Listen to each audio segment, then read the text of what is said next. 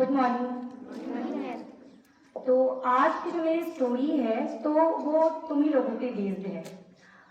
तुम्हारे जैसे ही एक स्टूडेंट था जो कि पहले के लोग मतलब पहले स्कूल नहीं होती थी, पहले गुरुकुल होते थे। तो एक गांव का बच्चा गुरुकुल गया पढ़ने के लिए, आश्रम में गुरुजी से शिक्षा लेने के लिए। वहां जब वो गया तो बाकी बच्चों के साथ घुल मिल गया, सारे काम करता। गुरुकुल में जो भी काम होते हैं आश्रम में, गुरु जी की सेवा करना या वहाँ का जो भी काम होता था वो सारे काम पूरी मेहनत से करता था। पर एक ही काम उससे नहीं होता था, वो थी पढ़ाई। उसमें वो सबसे पीछे था। वो निरंतर प्रयास करता रहता था, उसके बाद भी उसके दिमाग में कुछ नहीं जाता था। वो कितनी भी कोशिश करता था, उसके बावजूद भी वो सबसे पीछे रहता था। साल बीतते गए, जब बाकी बच्चे उसी के क्लास के सारे बच्चे आगे बढ़ गए, लेकिन उसके बावजूद भी वो पीछे रह गया। जब वो पीछे रह गया तो वो बहुत दुखी हुआ। उसके गुरुजी ने भी आके बोला कि मैं भी तुमसे हार मान गया हूँ, मैं भी तुमको अब नहीं पढ़ा सकता क्योंकि तुम खुद नहीं करना चाहते हो। उन्होंने बोला कि इससे अच्छा तो तुम अपने घर चले जाओ और अपने माँ बाप का हाथ बटाओ, उनका खेती में हाथ बटाओ। तो उसने बोला कि शायद गुरुजी ठीक ही कह रहे हैं, मेरे नसीब में विद्या नहीं है, मैं घर ही चला जाता हूँ। तो तेज दोपहरी में जब वो घर जाने लगा, उसे बहुत जोरों की प्यास लगी।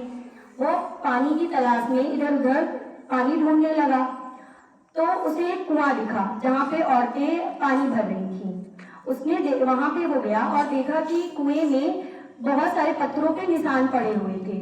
तो उसने उन औरतों से पूछा कि इन पत्थरों में ये निशान कैसे पड़े हुए हैं, क्या इस पत्थर को किसी ने तराशा है? तो एक औरत ने बोला कि नहीं, इस पत्थर को किसी ने तराशा नहीं है, ये पत्थरों के निशान रस्सी के बार बार ऊपर नीचे करने से बने हुए हैं। और उस औरत ने उस वर्गनाथ को समझाया कि ये निशान रस्सी इतनी कोमल होती है, उसके बावजूद भी इस कठोर पत्थर पर उसने निशान छोड़ दिया।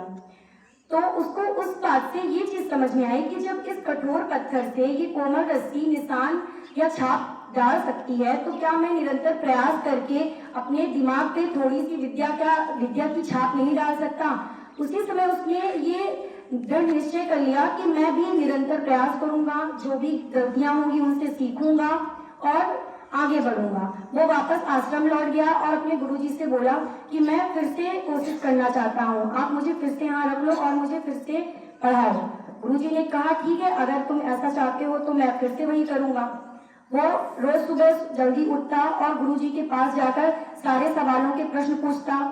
उससे जो गलती होती वो भी उसके बारे में उन गलतियों से वो सीखता। ऐसे ही करता गया और एक साल बाद जो बच्चे उसका मजाक उड़ाते थे, वही उन बच्चों से वो आगे बढ़ के फर्स्ट डिवीजन में से पास हुआ और बहुत सारे श्लोक, बहुत सारी ग्रंथ की उसने रचना भी की और लिखे भी।